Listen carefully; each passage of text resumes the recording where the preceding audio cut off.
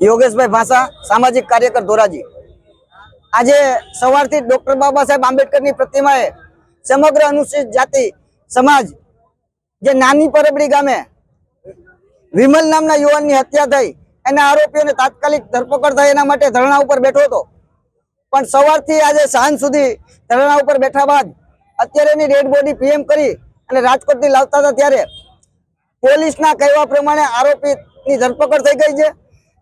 બનાવના કારણો પણ અમને કીધા છે અને આરોપી પોલીસના સંકલ્પમાં હોય, પોલીસની ધરપકડમાં હોય, જેથી અમારું આંદોલન પૂરું કરી અને નાની પરબડી ગામેની અંતિમ વિધિ કરવા માટે જઈ રહ્યા છે। આરોપી જે મરણ જનાર યુવાન હતો એનો મિત્ર જ હતો।